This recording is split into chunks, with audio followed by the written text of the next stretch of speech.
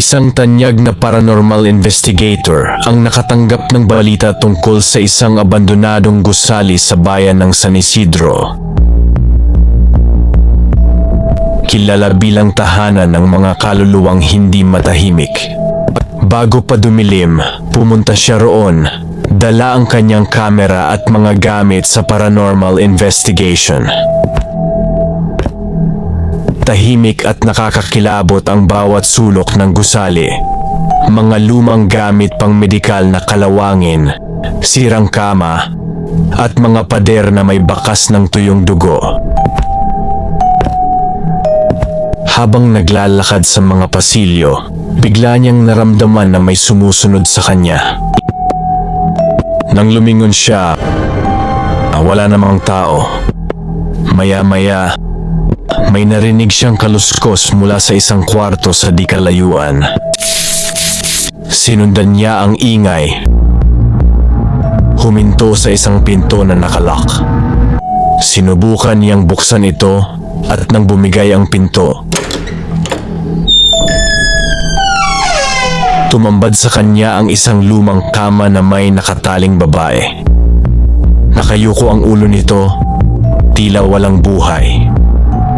Tinawag niya ito, ngunit walang tugon. Nang sinubukan niyang itaas ang ulo, nakita niyang isa lamang itong walang buhay na katawan. Walang mukha, walang mata. Sa sobrang takot, mabilis siyang lumabas ng kwarto. Habang naglalakad pabalik, napansin niyang parang walang katapusan ang pasilyo. Sinubukan niyang bumalik sa pintuan, pero ang mga pintong nasa magkabilang gilid ay biglang nagbukas. Unti-unting lumitaw ang mga pamilyar na mukha, mga kasamahan niyang matagal nang namatay. Lahat ay nakatingin sa kanya ng may malalim na galit. Nagmamadali siyang humanap ng paraan palabas. Ngunit bago pa man siya makalapit sa pangunahing pintuan, may malamig na kamay na humawak sa kanyang balikat. Nang lingunin niya, nakita niya ang babae mula sa kwarto na ngayon ay may buo ng mukha at may kakaibang ngiti. Bakit mo ako iniwan noon? Tanong ng babae na ngayon pamilyar ang anyo bilang kanyang nawawalang kasintahan mula sa nakaraang investigasyon. Dito niya napagtanto ang mapait na katotohanan. Siya pala mismo ang nagdala sa kasintahan sa lugar na iyon noon. At ngayon, bumalik ito upang maghiganti. Sa mga araw na sumunod, nakita ng mga kapitbahay ang isang lalaking palaboy na naglalakad ng paikot-ikot sa mga pasilyo ng gusali. Palaging nakatingin sa bawat kwarto, tila hinahabol ng mga anino ng kanyang nakaraan. At sa tuwing may bagong bisita, isang pabulong na tanong ang laging naririnig sa dilim. Bakit mo ako iniwan noon?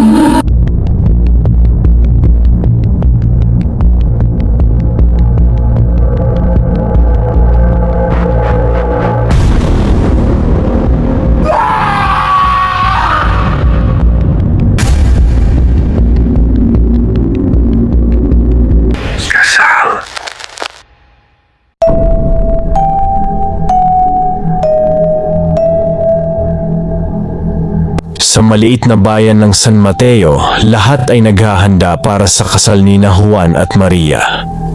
Sa loob ng makalumang simbahan, napuno ng aliwalas at pag-asa ang hangin habang ang mga kaibigan at pamilya ay nakatingin sa magkasintahang nakatayo sa altar, hawak kamay, at inaabangan ang panunumpa ng kanilang pag-iibigan. Juan at Maria, kayo'y narito ngayon upang panghawakan ang inyong pangako sa isa't isa. Bago pa man masimulan ang mga panunumpa, isang malamig at nakapangingilabot na boses ang umalingaw-ngaw mula sa likuran ng simbahan. Itigil ang kasal. Nagulat ang lahat at sabay-sabay na lumingon. Sa pintuan ng simbahan ay nakatayo ang isang matandang babae, maputla, at nakasuot ng lumang damit na tila nababalot ng alikabok at kamatayan. Ang kanyang mga mata ay parang nagliliyab sa galit, at ang kanyang mga labi ay nanginginig. Ang taong kaharap mo ngayon, siya ang taong pumatay sa'yo. Nagtaka si Juan at Maria. Nagkatitigan silang dalawa. Hindi alam kung paano magre-react sa sinabi ng matanda. Sino siya, Juan? Kilala mo ba siya? Hindi ko siya kilala, Maria. Hindi ko alam kung sino siya. Nilapitan ng matandang babae ang altar. Ang mga mata nito ay nanlilisik na nakatingin sa dalawa. Hindi nyo ba natatandaan? Nakalimutan nyo na ba? Ikaw ang siyang nagdala ng kapahamakan sa kanya. Naguguluhan si Juan, pero buo ang loob niya at itinatanggi ang akusasyon. Hindi ko alam kung ano ang sinasabi mo. Hindi ako ang taong tinutukoy mo. Pero patuloy na bumubulong ang matanda sa isang malamig at mababang boses na para bang mayroong itinatagong lihim. Hindi nyo alam kung ano ang nag-aantay sa inyong dalawa. Kayong mag-asawa ay laging magkasama, pero hindi kailanman magiging masaya. Kasabay ng kanyang huling salita, naglaho siya sa ere, parang usok na hinipan ng hangin. Natigilan ang lahat. Ang kasal ay muling nagsimula, pero ang bawat isa'y nagdadalawang isip. Nang matapos ang seremonya, nag-usap silang dalawa. Maria, kilala mo ba ang babaeng iyon? May nasabi ba sa'yo ang pamilya mo tungkol sa kanya? Wala akong alam, Juan. Ang alam ko lang, kasama siya sa mga kakilalang wala sa lista natin. Dahil sa mga hindi maipaliwanag na pangyayari, isang takot ang bumalot sa kanilang pagsasama. Ilang gabi ang lumipas at nagsimula ng magpakita ang mga nakakakilabot na pangitain kay Juan. Isang gabi, bigla siyang nagising na tila may mabigat na bagay sa kanyang dibdib. Nang tumingin siya sa salamin, hindi niya nakita ang sarili. Sa halip, nakita niya si Maria, patay, duguan, at nakatitig ang malamig nitong mga mata sa kanya. Maria! Bakit kita nakikita sa salamin? Bakit kaduguan? Nagising si Maria sa sigaw ng kanyang asawa, nagtataka at natatakot. Anong nangyari, Juan? Anong nakita mo? Ikaw! Ikaw ang nakita ko sa salamin! Patay! Para kang bangkay! Baka panaginip lang yan, Juan. Siguro naaalala mo lang yung matandang babae. Hindi makapaniwala si Juan, ngunit sinubukan niyang limutin ang nangyari. Subalit sa bawat gabi, bumabalik ang parehong bangungot. Paulit-ulit siyang nagigising, napawis at nanginginig habang naririnig ang boses ng matanda sa kanyang isipan. Itigil ang kasal. Ang taong kaharap mo ngayon, siya ang taong pumatay sa'yo.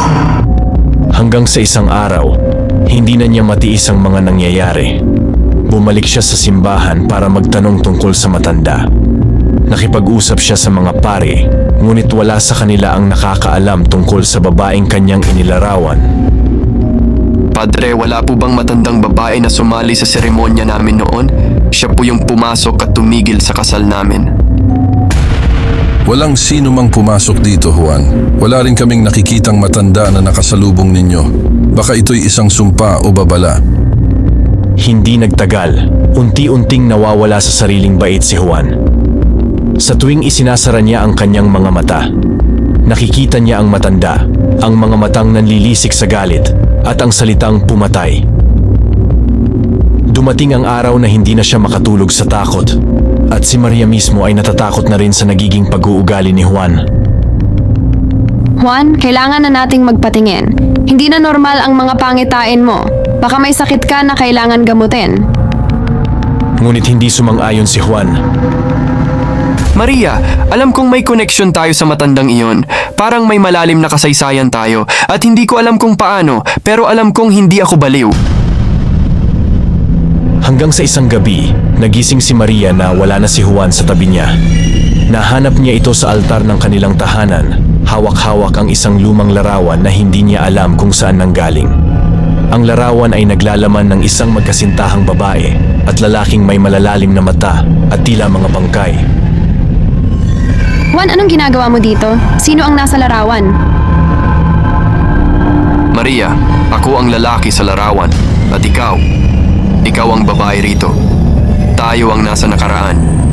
Tayo ang pinatay ng matanda. At sa huling sandaling iyon, nalaman nilang sila ang pinagtagpo ng masamang kapalaran. Ang kanilang mga kaluluwa ay tila binihag ng nakaraang kasaysayan at ang matandang babae ay naroroon upang paalalahanan silang hindi nila matatakkasan ang nakaraan. Sa isang iglap, naramdaman nilang bumabalik sila sa mismong simbahan, sa mismong eksena noong kasal nila. Ngunit ang mga tao'y walang kagalakan at ang simbahan ay tila napuno ng mga anino. Habang nagkatitigan sila, alam nilang hindi na sila kailanman makakaalis sa sumpa ng kanilang nakaraan. At muli nilang narinig ang malamig na boses na iyon na bumubulong. Ang taong kaharap mo ngayon, siya ang taong pumatay sa'yo. Alaala.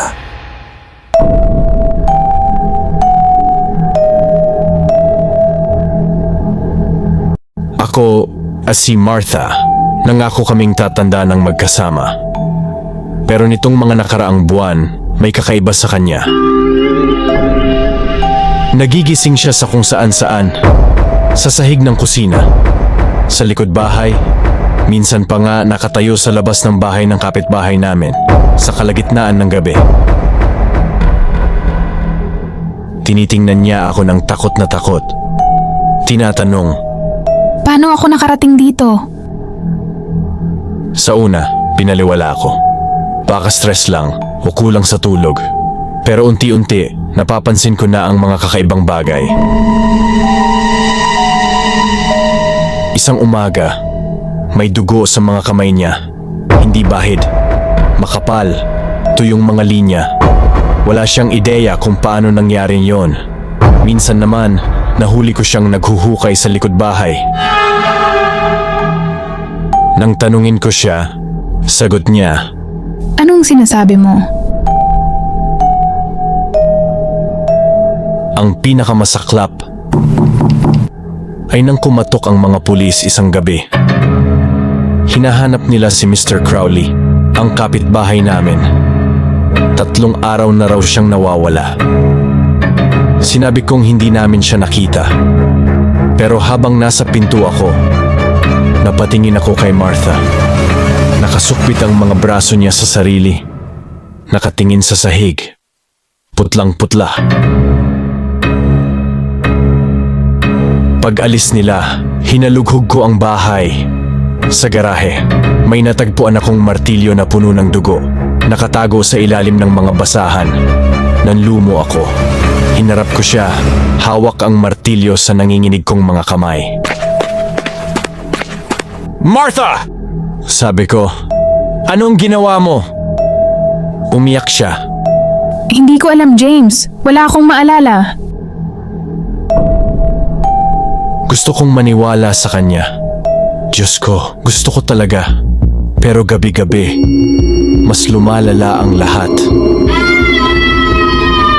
Nagigising siya na sumisigaw tungkol sa mga bagay na di niya maipaliwanag. Mukha ng isang babae. Iyak ng bata. Tunog ng mga pala sa dilim. Nagsusumamo siyang tulungan ko siya.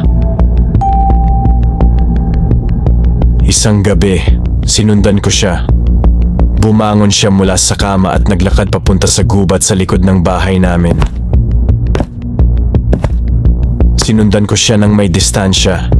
Pit-pit ang flashlight. Huminto siya sa isang bakanting lugar at nagsimulang maghukay. Halos masuka ako nang makita ko siyang may hinukay. Isang bungkos na binalot ng plastik. Matagal niyang tinitigan yon. Tapos, tumingin siya sa akin. Walang ekspresyon ang mukha niya. At ang mga mata niya, parang walang buhay. Pagbalik namin sa bahay, natulog siya na parang walang nangyari. Kinabukasan, wala siyang maalala. Hindi ko sinabi sa kanya ang tungkol sa bungkos. Hindi ko rin tinignan kung ano ang laman noon. Ngayon, ako naman ang nananaginip. Madilim, baluktot na mga panaginip ng mga bagay na hindi ko maipaliwanag.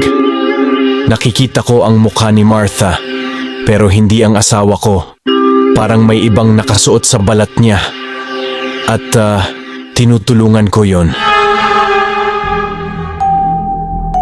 Kagabi, nagising akong nakatayo sa gilid ng kama. Pinapanood siyang natutulog. May lupa sa ilalim ng mga kuko ko. Hindi ko maalala kung kailan ako naghukay.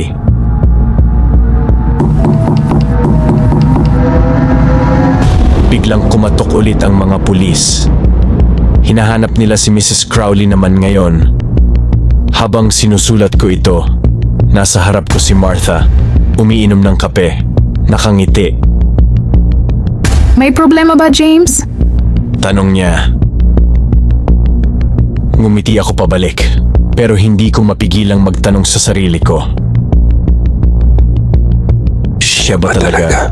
O ako?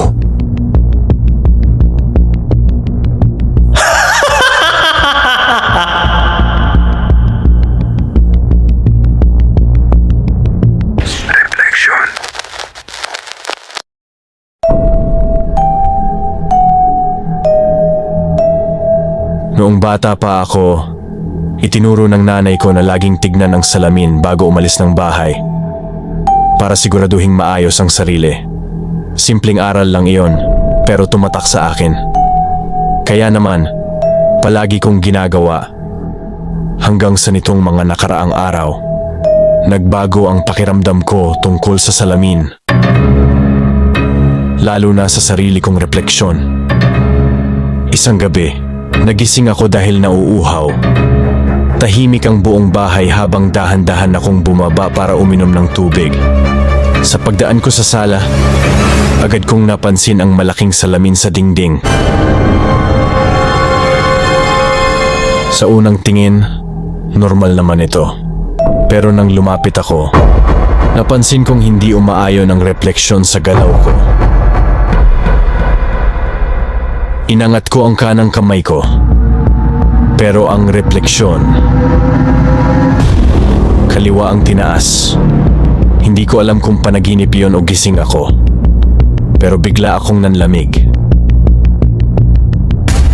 Ngumiti ito, isang ngiti na hindi ko pa kailanman ginawa.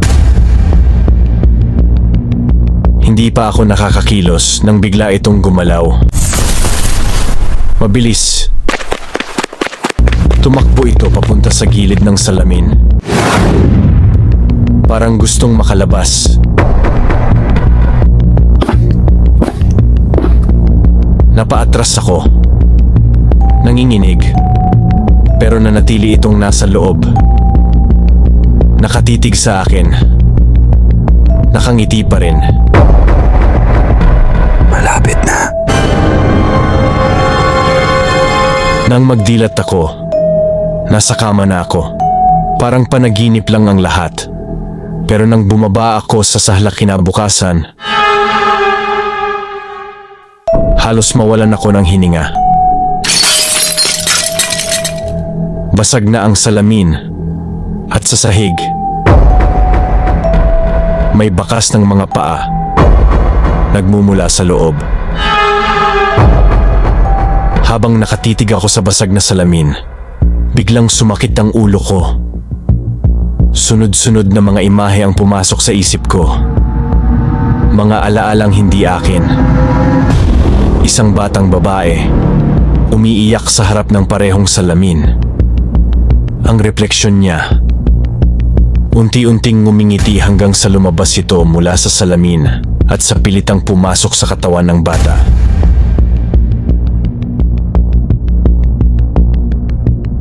Bago pa ako makapag-isip ng maayos, napansin ko ang refleksyon ko sa natitirang piraso ng salamin.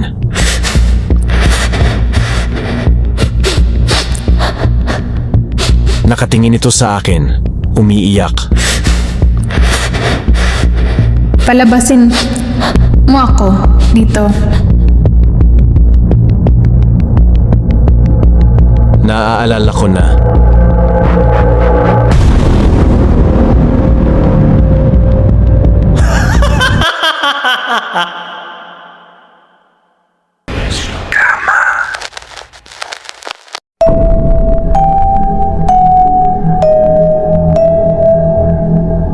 Simula pagkabata, takot na talaga ako sa ilalim ng kama. Wala namang dahilan. Walang kwentong nakakatakot o karanasan.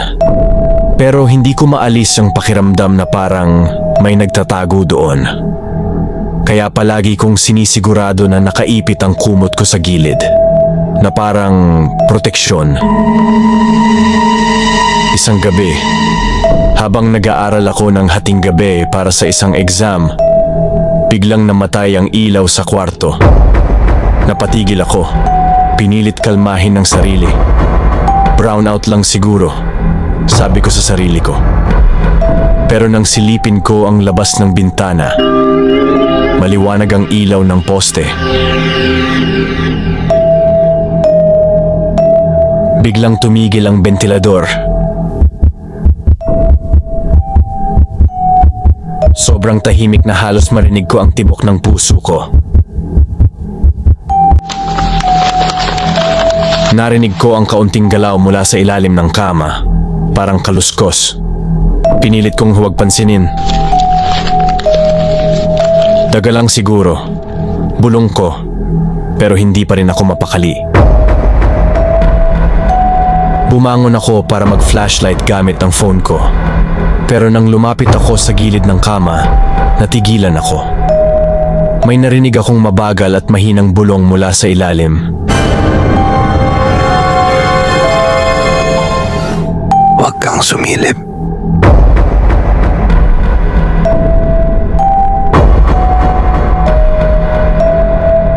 Natigilan ako sa aking narinig. Naramdaman ko ang pawis na dumaloy sa noo ko, pero hindi ko magawang gumalaw. Lalo pang humigpit ang paghawak ko sa flashlight ng phone ko. Hindi ko alam kung bakit, pero tila may nagtulak sa akin na silipin iyon. Lumuhod ako sa sahig, nanginginig, at dahan-dahang inabot ang ilaw sa ilalim ng kama. Walang tao, walang kahit ano, wala hanggang sa itutok ko ang ilaw sa kabila. May nakita akong mukha, maputla, nakangiti, at diretso ang tingin sa akin. Napaatras ako sa gulat, nabitawan ang phone ko, at naramdaman kong may malamig na kamay na humawak sa paa ko. Hindi ka aalis. Bulong ng boses na parang galing ito mula sa bawat sulok ng silid. Pilit kong sinihpa ang kung ano man ang kumakapit sa akin. Nagtatakbo palabas ng kwarto. Pero kahit nasa labas na ako, ramdam ko pa rin ang malamig na dampi sa binti ko. Parang sumusunod pa rin siya. Simula noon, hindi na ako tumingin sa ilalim ng kama. At kahit anong mangyari, kahit marinig ko pa ang mga kaluskos at bulong tuwing gabi, pinipilit kong huwag sumilip. Dahil alam kong hindi niya ako titigilan kapag ginawa ko ulit. Hanggang ngayon, ramdam ko pa rin ang presensya niya, naghihintay, nakangiti.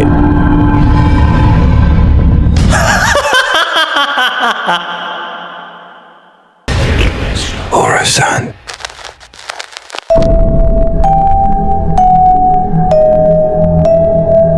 May nakita akong kakaibang orasan sa isang lumang tindahan sa kanto ng baryo. Hindi ko maintindihan kung bakit, pero parang tinatawag ako nito. Ang orasan ay gawa sa itim na kahoy. May gintong mga kamay. At tila umaagos na dugo ang nasa mga numero. Maganda, hindi ba? Sabi ng matandang tindera. Pero kung bibilhin mo to, kailangan mong mag-ingat. Ang oras ay hindi palaging nasa panig mo. Ngumiti lang ako at iniabot ang pera. Wala naman akong pinaniniwalaan sa mga kwento-kwento. Pagdating ko sa bahay, inilagay ko ito sa study table ko. Sa una, mukha lang itong ordinaryong orasan. Tahimik na tumatakbo. Nagbibilang ng oras. Pero makalipas ang ilang araw, nagsimula nang maging kakaiba ang mga bagay. Isang gabi, habang nag-aaral ako, naramdaman kong parang bumahgal ang paligid. Ang tunog ng orasan ay masyadong malakas. Parang nasa loob ito ng utak ko. Nang tingnan ko ito, bigla itong bumilis. Ang mga kamay nito umiikot ng parang baliw. Nagsitayuan ang mga balahibo ko. Biglang may malamig na hangin na dumaan sa kwarto ko. At pagdilat ko, wala na ako sa bahay. Nasa isang madilim na lugar ako. Malamig. At naririnig ko lang ang tik ng orasan. Sino yan? Sino yan? Sino yan? Sigaw ko, pero boses ko lang ang tumalbog pabalik. Pagkatapos, nakita ko siya. Isang anino. Hindi ko mawari kung tao o hindi. Wala siyang mukha, pero parang nakatitig siya sa akin. Lalong bumilis ang tik ng orasan habang lumalapit siya. Pagdilat ko ulit, nasa kwarto na ako. Pero ang orasan, hindi na ito katulad ng dati. Sa salamin nito, may mga imahe, mga mukha ng tao, parang sumisigaw. Ang mga kamay nito, basang-basa ng pulang likido na parang dugo.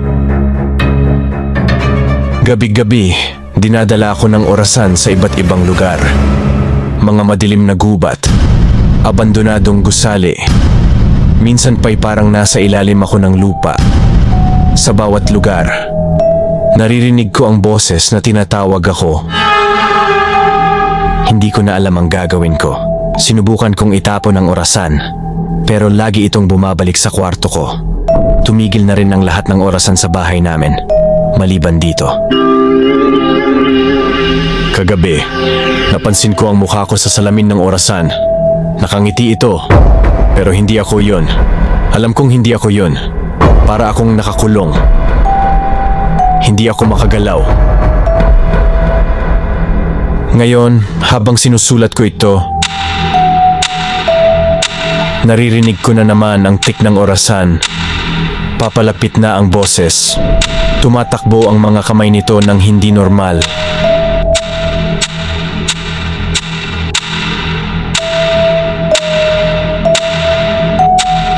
Mabilis, pagkatapos babagal, parang hinahanap ang tamang oras. Kung makita ninyo ang orasan na ito, huwag ninyong hawakan. Huwag kayong lalapit dahil kung magkamali kayo, baka ang oras ninyo ang sunod na mawala.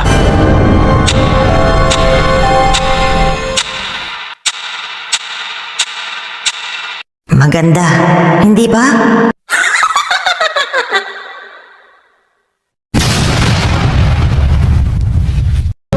Handa ka na bang harapin ang iyong takot?